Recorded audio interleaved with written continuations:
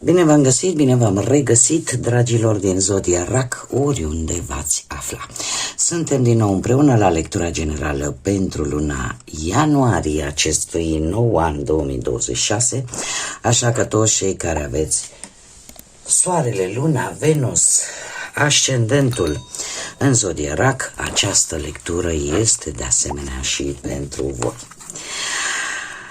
În timp ce voi pune aceste minunate cărți ale oracolului frunzelor de ceai, pentru a afla pe săptămânile întregi, cam ce se va întâmpla sau ce iese în evidență în această lună ianuarie pentru voi, am să vă povestesc un pic și din punct de vedere astrologic cum se prezintă această primă lună din anul 2026.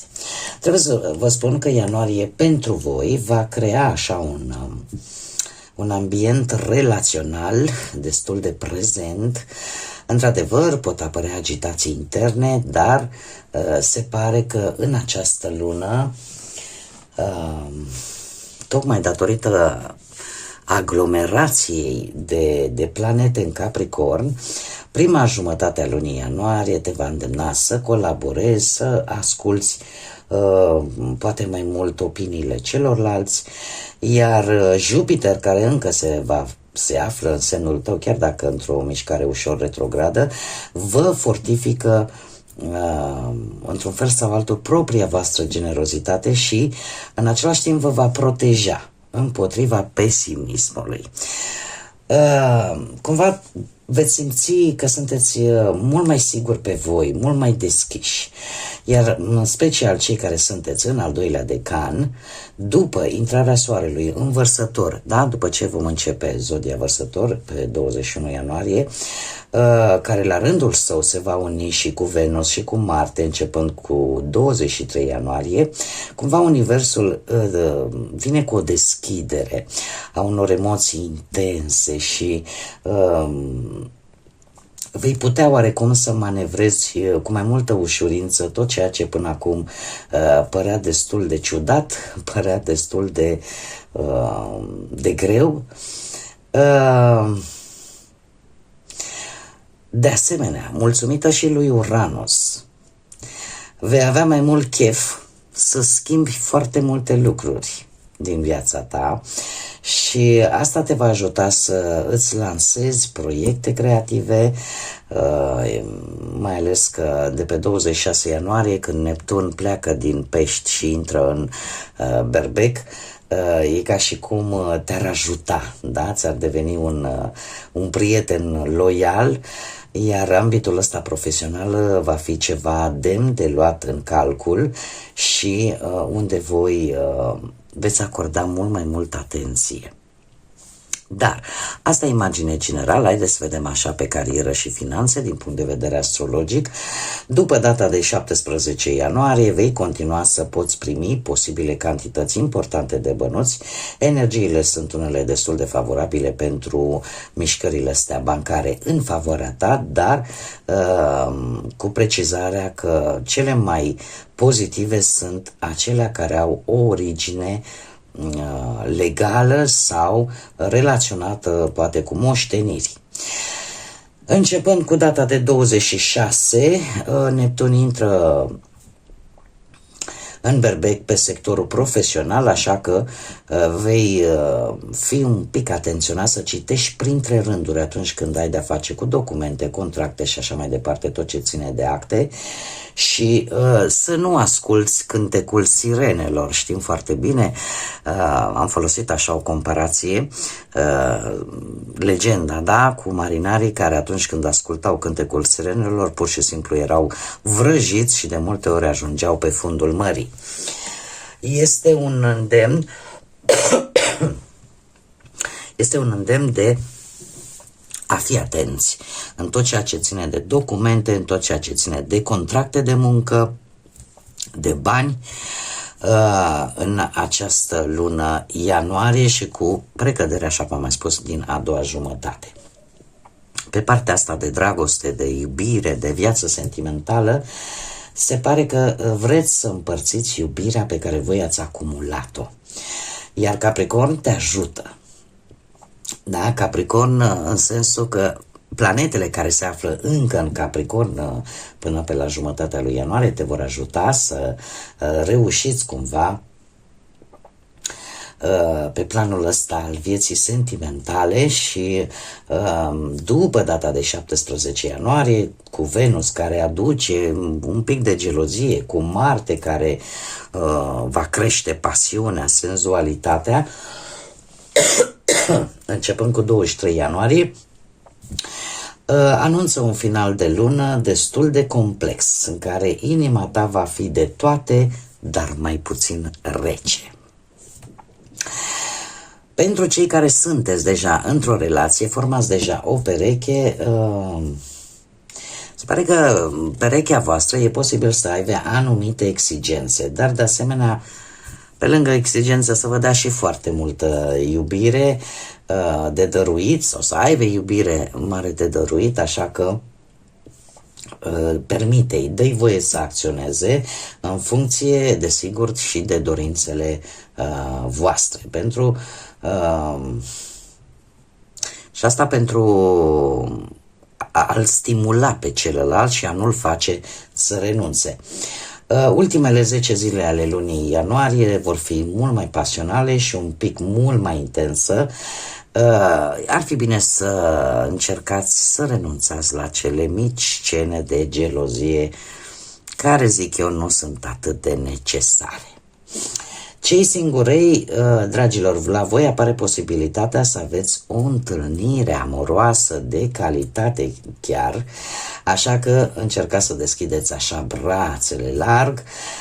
Se pare că cercul vostru de prieteni ar putea să vă ajute vis-a-vis de această întâlnire undeva pe la sfârșitul lunii și să aveți parte de foarte multă senzualitate, de o carismă foarte bună, iar atât senzualitatea cât și carisma să fie cei mai buni aliați ai tăi în ale dragostei. Important pentru voi, dragilor din RAC, cei care sunteți singuri, este o singură întrebare. Va fi decât o iubire pasageră sau va fi ceva de durată?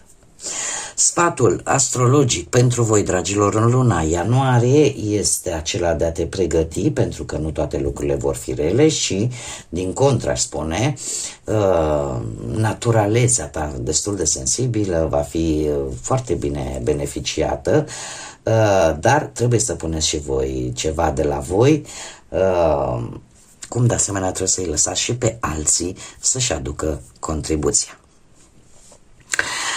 Spuse toate acestea, haideți să vedem cum va fi prima săptămână întreagă din luna lui ianuarie și avem flori, fericire. Veți avea parte de un moment de bucurie, un moment de fericire. Și chiar și a doua săptămână avem diamantul. Vei primi sau vei dărui un prețios cadou, care, mare atenție, poate să fie un cadou la propriu, să primiți sau să dăruiți un cadou la propriu sau pur și simplu acest cadou poate să fie un moment romantic sau un moment frumos pe care de asemenea, cum am mai spus, îl puteți dărui sau îl puteți primi. Sau veste bună dată sau primită. Cea de-a treia săptămână avem Valea, care îmi vorbește de o forță internă la nivel personal, o liniște care te va ajuta să obții un succes. Ei, cea de-a patra săptămână avem Focul, emoții puternice, dragilor, o iubire pasională sau, așa cum bine ați văzut, am vorbit de gelozii extreme. Mare grijă, pentru că, într-adevăr, știți cum e, putem să iubim cu foc sau putem să și urâm cu foc. Haideți să vedem cam care este energia voastră actuală sau cum intrați voi în acest nou început de an, în această primă lună din anul 2026, care este energia voastră. Ia să vedem.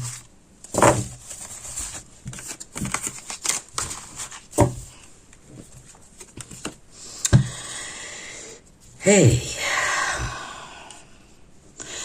Dragilor, unii dintre voi, cei care veți rezona desigur cu ceea ce spun eu aici, treceți aproape printr-un coșmar. De ce? Simțiți că pierdeți o anumită putere și e posibil ca cel puțin sfârșitul lui 2025 să vă fie adus niște cheltuieli destul de neprevăzute, care să vă fi dat poate un pic peste cap așa finanțele.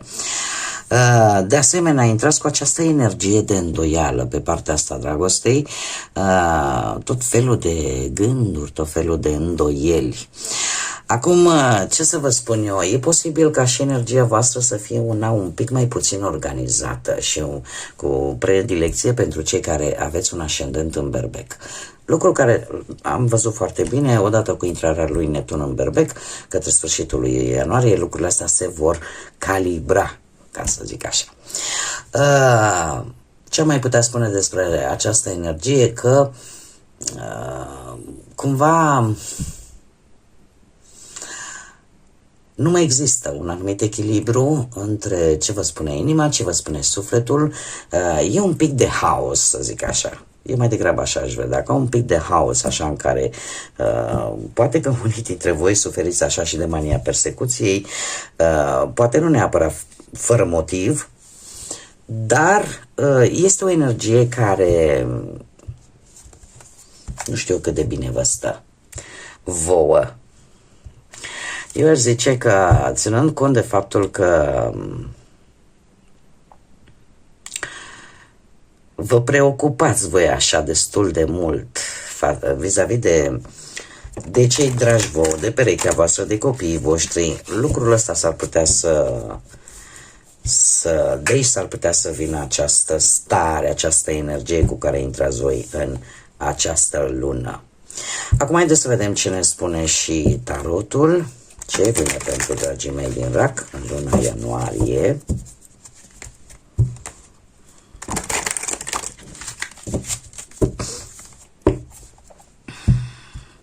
Și începem desigur cu cariera profesională, cu munca. Foarte interesant. Dragii mei, dragi, începutul de lună vine cu moderația. Nu știu dacă zodia Săgetător sau zodiile de pământ, Taur, Fecioară, Capricorn, vă sună de ceva, dar în special cei care aveți poate și un ascendent în Săgetător, totuși spune că începutul lui ianuarie pe partea asta muncii nu e o carte, nu prezintă o situație rea, mai ales pentru cei care sunteți cumva, lucrați într-o asociere cu cineva, lucrurile sunt destul de bine aspectate, munca este destul de stabilă și eu aș spune că, în general, relația voastră cu ceilalți este destul de agreabilă. Se preconizează și colaborări noi. Da? Sau șansa de a apărea, semnarea de înțelegeri, de contracte, de creșteri, de expansiune, dar, cum bine am văzut, aveți grijă, citiți și printre rânduri și citiți și literele mici, cuvintele mici. Da? Nu vă culcați pe o ureche înainte de a semna ceva, cu precădere, ținând cont că vorbim de contracte și de viața asta voastră profesională. Avem un 10 de cupe care îmi spune că există o importanță pe care tu o ai la locul de muncă și lucrul ăsta, nu știu, îți folosești carisma, așa cum bine am văzut, și cumva le câștigi încrederea celor cu care tu lucrezi, cu cei care tu colaborezi. Puteți găsi, mare atenție, cei care sunteți în căutarea unui job. Voi în acest moment, probabil că ați fi mulțumiți să găsiți orice job care cât de cât să fie satisfăcător, cât de cât să vă să vă mulțumească, să vă aducă strictul necesar, ca să zic așa. Totuși trebuie să vă spun că pentru cei care caută un job,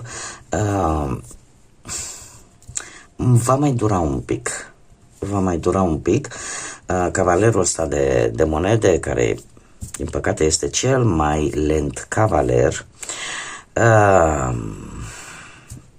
te îndeamnă să mai cauți în locurile unde voi cunoașteți foarte bine activitatea din locul respectiv, iar cei care aveți în plan să renunțați la jobul actual, în această lună nu este tocmai bine aspectată această decizie. Din păcate. Mergem mai departe pe partea asta a finanțelor. Finanțele, să știți că eu aș spune că nu sunt rele deloc. Așa cum bine am văzut și din punct de vedere astrologic, începutul lui ianuarie vine cu, posibil chiar cu sume de bănuți sau cu, nu știu, că primiți vreo donație, că vine așa, vin niște bănuți sau pur și simplu, nu știu, o întâmplare să-ți aducă niște bănuți. Am un cavaler de cupe care îmi vorbește de asemenea de aici zodia Taur, nu știu, avem zodia Taur, avem zodii de aer, Gemeni, Balanță, Vărsător și alte zodii de apă, la fel ca și voi, puteți să fiți voi, sau Pești și Scorpion. Asta așa în cazul în care rezonează cu unii dintre voi aceste zodii, dar acest cavaler de cupe îmi spune pe partea banilor că se rezolvă niște probleme, iar lucrurile într-un fel sau altul încep să se miște pe planul ăsta al finanțelor. Deci o anumită sumă de bani, posibil de întâmplare sau nu, vă intră în această lună, iar asta vă va ajuta să rezolvați o anumită situație care vă frământa pe voi relaționată cu banii. Este interesant această regină de spade. Dragilor, să știți că de-a lungul lui ianuarie există cineva puternic care poate sau nu să aibă legătură cu zodiile de aer, Gemeni, Balanță, Vărsător, dar care va juca un rol important din punct de vedere financiar în această lună. De asemenea, este un îndemn totuși să nu cheltuiți impulsiv către sfârșitul lunii. Adică să cheltuiți din impuls. Să cântăriți bine pe ce dați bănuții, să nu vă grăbiți. Asta pentru că există posibilitatea să vreți să achiziționați, nu știu, ceva și, nu, îmi place, îl iau, dar nu-l verific. Am dat un exemplu. Mergem mai departe. Pe partea sentimentală, prima dată cei care sunteți într-o relație, ceva se va mișca foarte, foarte rapid aici. Nu știu dacă o comunicare foarte rapidă sau... eu aș zice că situația pe care mi-o prezintă mie tarotul acum îmi vorbește de acele perechi care au ceva de rezolvat în relația lor. Depinde de voi, depinde de cum acționați voi și ar fi bine în această lună să vă cam puneți în mișcare, ca să zic așa. E posibil ca unii dintre voi să fie avut așa niște relații foarte rapid formate, care în această lună cumva se vor vedea dacă sunt șanse să aibă viitor sau nu. Din ce văd eu aici cu 5 de monede, asta îmi spune că chiar dacă poate sunteți într-o relație, totuși voi aveți o stare așa de abandon, de tristețe, de singurătate. Chiar dacă sunteți oficial, să zicem, într-o relație, există acest sentiment. Sau poate există sentimentul că nu sunteți tratați în maniera în care voi poate considerați că meritați. Sau că nu există dragoste adevărată, așa, în adevăratul sens al cuvântului. Poate că o să vă dați seama că nu trebuie să faceți nu știu ce jonglerii ca relația voastră să funcționeze. Așa că probabil că la un moment dat, pentru că aici eu văd o încărcătură pe care o duceți în spate și de care important este să vă dați seama, să evaluați foarte bine dacă pe cine iubiți este ceea ce trebuie. Poate că unii dintre voi, mai am și un alt aspect, unii dintre voi poate a spus ochii pe cineva care nu prea vă corespunde.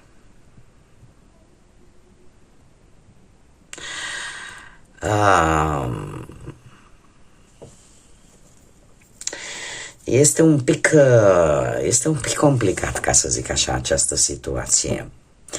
Dar ce este foarte important pentru cei care vă aflați și rezonați cu aceste mesaje, este o lună în care voi va trebui să evaluați la modul cel mai serios dacă mai așteptați ca ceva să se schimbe în relația voastră actuală sau dacă aveți parte poate de o trezire și vă dați seama că acolo unde dragoste nu e, nimic nu e. Da? Vorba cântecului. Pentru că voi vă simțiți singuri, vă simțiți triști, vă simțiți împovărați în această relație și mai ales că e posibil ca unii dintre voi chiar să aveți și copilași. Mie, cel puțin ce îmi prezintă cărțile acum, îmi prezintă o situație în care voi trageți cu tot și cu toate. Și nu apare o implicare a perechii voastre. Așa că e o lună în care va trebui să evaluați tare bine ce faceți cu această relație. Și dacă poate se merită să mai investiți sentiment, timp sau să mai aveți așteptări inutile. Cei care sunteți singuri, ei, la voi aici sunteți foarte optimiști, să știți. Și două arcane majore, dragilor, pentru voi.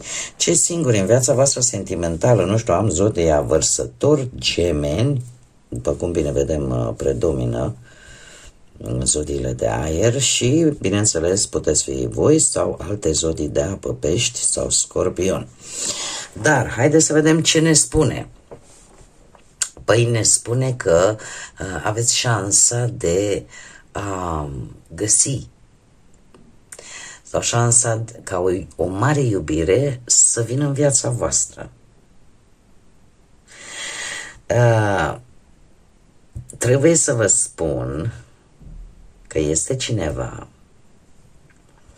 posibil mai mare de vârstă ca voi, care poate sau nu să aibă legătură tot cu zodiile de apă, Rac, Pești sau Scorpion, dar este cineva care are așa, persoana e sentimentală, persoana înțelegătoare, care te ascultă așa cu o mare blândețe și care pe tine, către sfârșitul lui ianuarie, te va face oarecum, ori să te îndrăgostești, ori pur și simplu să iei o decizie.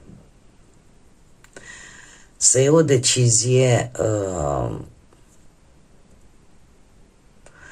vis-a-vis de o nouă relație foarte romantică, dar în același timp nu numai romantică, care conține așa și un puternic sentiment senzual, așa.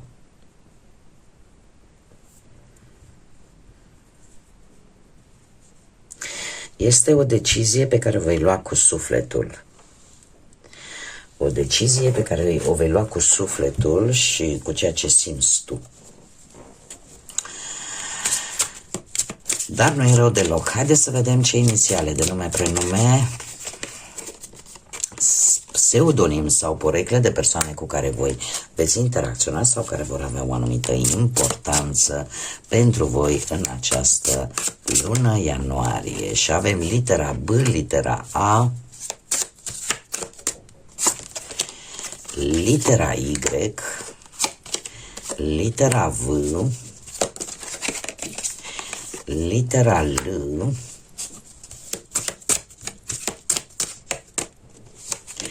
litera G, litera Y, încă o dată. Posibil să avem un nume care începe cu litera Y și aici un nume care are în componența sa litera Y. Opa, și ia să vedem, încă două mi-au ieșit, sau trei chiar. Litera K, litera N și litera M. Dacă așa au vrut, de obicei scot câte 8. Acum au vrut să iasă 10. Ca și zodii, în afară de cele pe care vi le-am enunțat în timpul lecturii, predomină, într-adevăr, predomină zodiile de aer, Gemeni, Balanță, Vărsător. Avem de asemenea și zodii de apă, la fel ca și voi, Rac, Pești, Scorpion, și zodii de foc. Mai puțin, dar nu deloc, Berbec, Leu, Săgetător. Haideți să vedem acum și ce numere sunt importante pentru voi în această lună ianuarie și ce mesaj au îngerii să vă transmită. Ia să vedem ce mesaj aveți pentru dragii mei din Rac în luna ianuarie. Și avem un prim mesaj de la Seiah. Încă unul, te rog.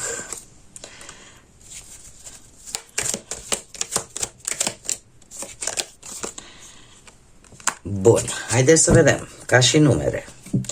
Avem numărul 28, 10, 24, 6 și numărul 4, care vor avea, ori pot reprezenta, cele mici pot reprezenta anumite zile din ianuarie sau au o conotație importantă pentru unii dintre voi. Desigur că acum nu pot, este totuși o lectură general colectivă. Ia să vedem ce mesaj avem. Dragilor, să știți că voi veți avea într-adevăr o reușită, veți ieși victorioși și eu aș spune că veți fi destul de pasional, cu predilecție cei care aveți poate un ascendent în zodii de foc, Berbec, Leu, Săgetător, cu precizarea că acest lucru se va întâmpla din a doua jumătate a lunii ianuarie până către sfârșitul ei. De asemenea, aș mai spune că e posibil să obțineți ceva foarte important în urma unui plan bine pus la punct. O reușită, așa cum am mai spus, care vine rapid și neașteptat, care poate aduce ori o schimbare de job, de locuință, dar cumva un pic forțat de anumite situații. Dar tind să cred că este ceva pozitiv pentru voi. E ca și, exact cum am văzut, din întâmplare, o situație care te forțează să faci o anumită acțiune, care la rândul său, ce să vezi, să-ți aducă ceva benefic. Haideți să vedem mesajul fiecărui înger în parte. Avem pe Seiah, care îmi vorbește de longevitate și de o protecție împotriva bolilor, împotriva unor probleme de sănătate. Probabil că veți fi protejați din punctul ăsta de vedere al sănătății. De asemenea, este interesant. Deci avem așa, longevitate, protecție și putere divină. Am luat așa, câte un cuvânt, două din fiecare mesaj. Acum haideți să le dezbatem. Cel de-al doilea mesaj al lui Hahuyah vorbește de protecție și îmi vorbește de descoperirea unor mai degrabă aș spune că faptul că voi aveți o anumită abilitate cu Neptun ăsta care va intra în berbec a intuiției, iar asta vă va ajuta să descoperiți anumite lucruri din trecut. Nu neapărat pentru a vă face rău, ci pur și simplu pentru a vă proteja într-o anumită situație. De asemenea, avem putere divină din partea lui Elemiah, care te va ajuta, te va proteja, de fapt, de anumite probleme la nivel de gândire, la nivel mental, cumva. Da? Să nu vă lăsați înșelați, ca să zic așa, de cei care încearcă să vă manipuleze din punctul ăsta de vedere mental. Bun, dragii mei, cam atât am avut pentru voi pentru luna ianuarie. Vă mulțumesc că ați fost alături de mine. Vă aștept cu mare drag și cu mare interes și pe alții care își doresc să devină abonații acestui canal. Eu vă aștept cu mare drag și pe toți. Începem anul în forță, ca să zic așa, cu schimbări jumătate cu jumătate. Va fi un an interesant. Oricum, eu vă doresc ca acest an să-l începeți cu dreptul și să-l începeți într-un mod cât mai real posibil, pentru că aici este cheia acestui an 2026. Până data viitoare, când ne vom reîntâlni la o nouă lectură, eu vă doresc, ca de obicei, tot binele din lume, multă energie pozitivă și, desigur, să fiți iubiți, dragilor.